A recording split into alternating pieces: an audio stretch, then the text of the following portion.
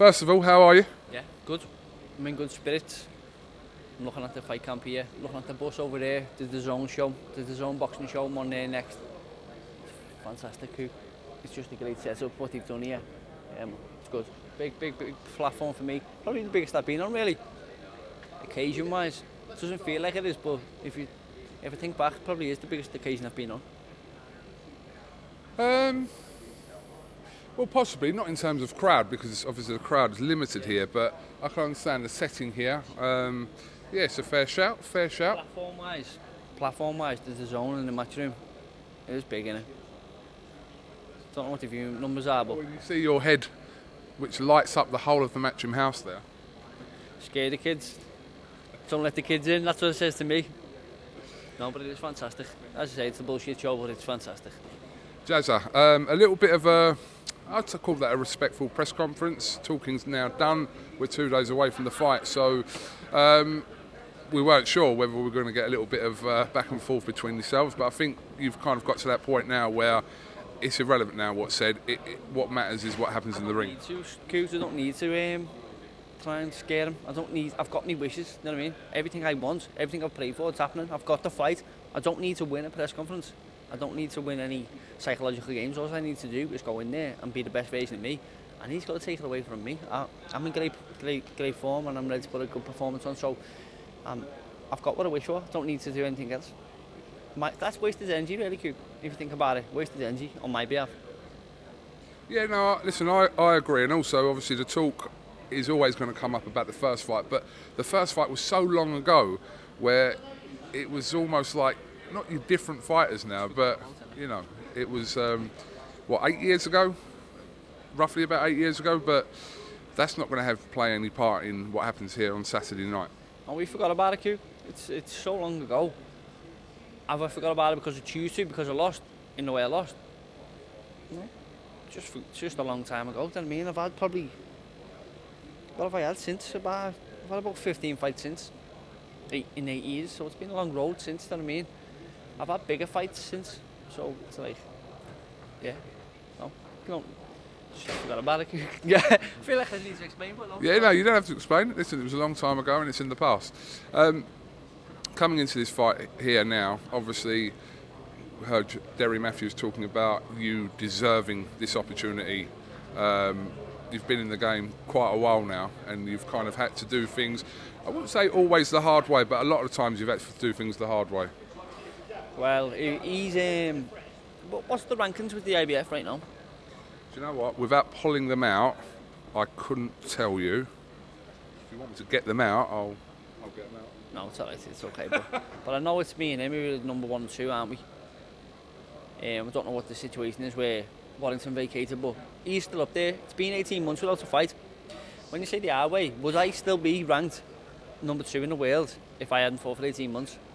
Would I fuck you? You know what I mean? I've had to fight for my position to be here, so I'm happy I have, because it puts me in good stead. When you come into this position now and you think, thank fuck I had to fight for it, because I had to learn. I had to go through things that he hasn't. So I'm grateful with the situation that I'm in. But when you say, Jerry said, I deserve it. Yeah, we all deserve it. You deserve it. You're a good person. He does, she does. You know what I mean? It's not about who deserves what in this game. It's about who's about to go and get it. Who's willing to do whatever it takes to get it, and that's my mindset. What will you have to do on Saturday night to make sure that your hand is raised at the end and you've got that belt wrapped around you? Just be Jazza. I'm confident because of the preparation I've had, the camp I've had, the situation I am in myself, how I feel. I just have to be myself. That's it. Not more, not less. Don't have to complicate it. Although it's a big stage, and when you see past all this, fight to fight. Obviously, last week here we saw Leigh win the WBA. Call it what it is, the regular title, but he beat KUGAN to win a world title, and that's the end of that, in my opinion. But yeah, someone obviously you know very well, and possibly again for the future. Yeah, if that's what people want to see in the future, that's what they can call for in the future. But Saturday night about Galahad, talk about the Leigh Wood fight, I thought it was fantastic. It was great to see him win, and I think he should be, what do they call it, elevated? Is that what it is, elevated to super duper champion? He should be the super duper champion in my eyes right now, because Santa Cruz hasn't fought for it, and it would be a shame. Imagine Leigh Wood lost it, Santa Cruz never defended, and the winner who beat Leigh Wood then got Super Duper Champ. That'd be sad, wouldn't it? He deserves to be Super Duper Champ. Super Duper Champ, yeah, I think they should rename it to that, to be honest. But the belt situation is so messed up that... There should be a Super Duper clause where no matter what happens, he should be Super Duper Champ unless he doesn't defend against the Super Duper Champ. You know what I mean? Do you know what I mean, don't you? Obviously, you've got your team here, Derry, Georgie's here, everyone's here for you. What has... Tony Bellew is here, by the way, but I think he's doing his DAZN duties. Driving in his own bus around the garden, isn't he? Probably. What's Tony said to you ahead of this weekend?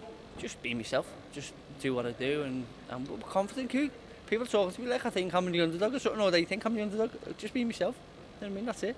I've got a great team now, haven't I? I've got a fantastic team, Coog. I could talk about every one of them individually, but it'll go on too long. I'm looking at them there, look at them, Coog. There's some team that... So blessed to have them people in my life.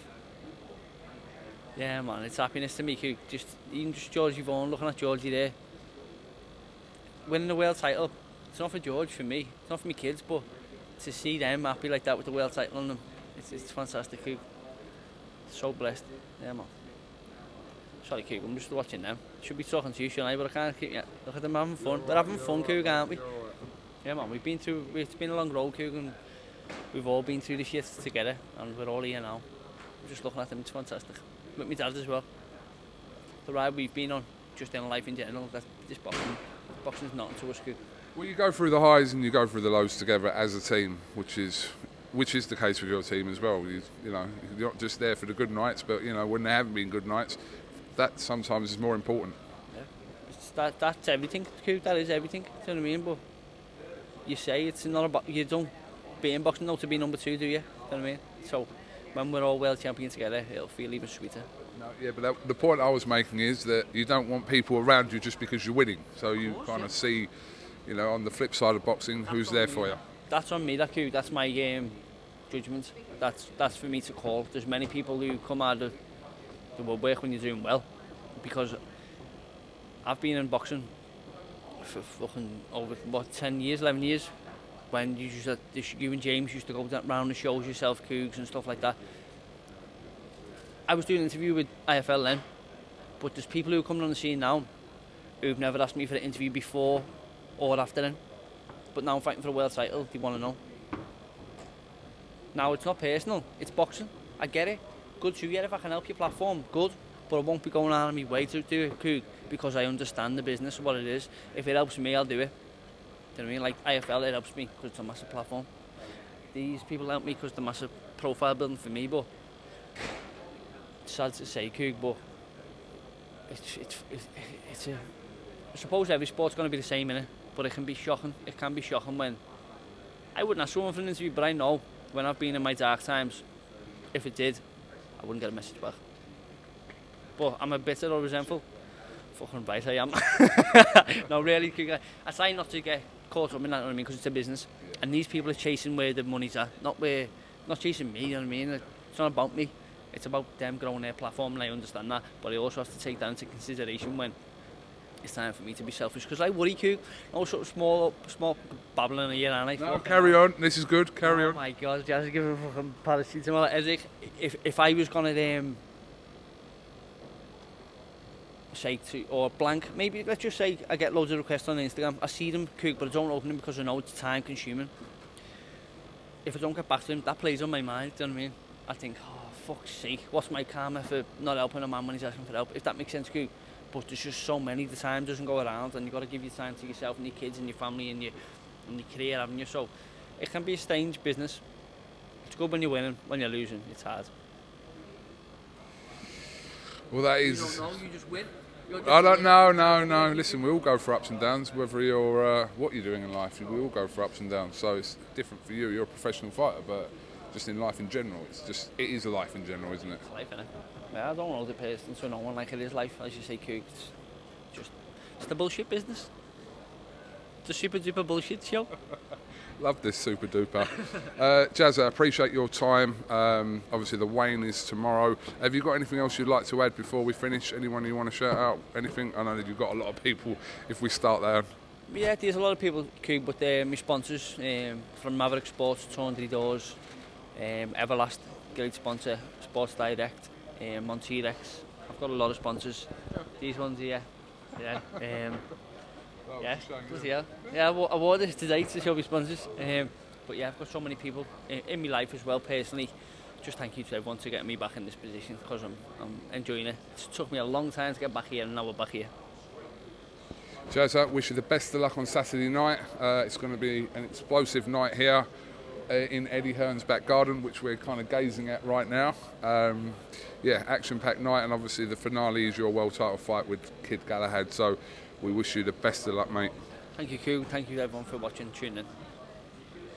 Lovely. Right, we're going to do this right now because your battery's on 2%. So you've got the much talked about Fight Picks game, where you're going to go through now and make your picks. Can you see?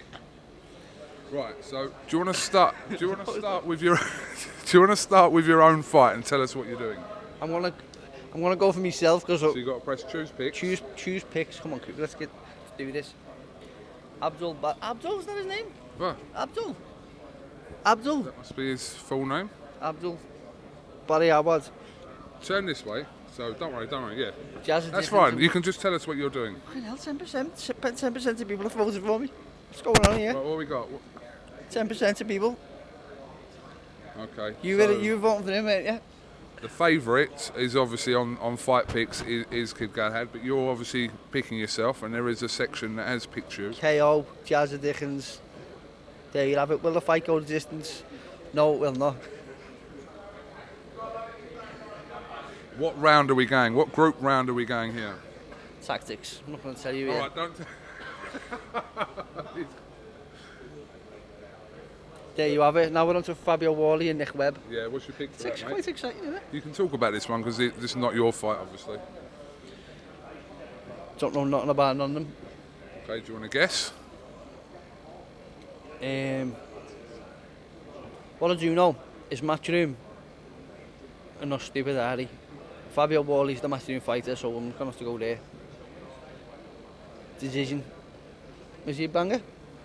A little bit of one, yeah. Alright, then we go for the cheeky KO then, Cougs. Will the fight go the distance? Not if he KOs him.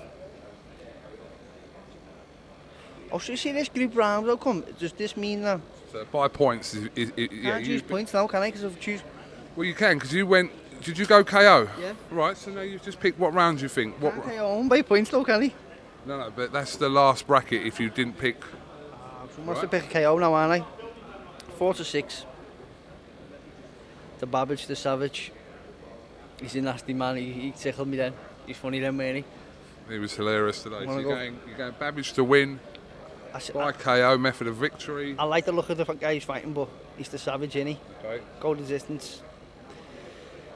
It won't. But I think he's going to take him the distance. Take him late into the fight, 7 to 9. 7 to 9 rounds. Good, this, isn't it? So what's the All outcome? right, that fight is actually off, so don't worry about that fight for a second because he's got a different opponent. What happens if I choose it? Will I still get the... No, I think it'll be void will I anyway. All right. Ebony Bridges and Beck Connolly.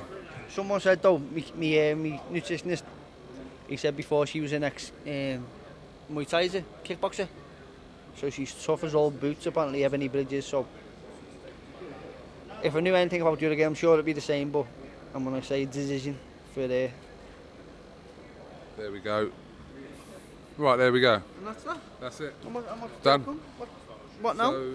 So basically, you'll get points for every decision. So if you picked for yourself to, for example, between 4 and 7 or whatever, for example, if you get that right, whoever gets that right, you get points, and then it's a leaderboard where a pool of money is split. So you could clean up, really. Are you going to sign up with the money? Like the postcode lottery? If you win after the weekend, I will personally deliver the money. Okay. I'm staying neutral because I'm obviously on the other side of the camera. But what I will say is, I will deliver that to you. Like the postcode lottery? No, I meant if you win Fight Picks. That's what I meant. Yeah, but I want the Fight Picks money in a case like the postcode lottery. You have to turn up with balls and celebrations and all that in the street if you want to. Let's do it. We'll talk about that.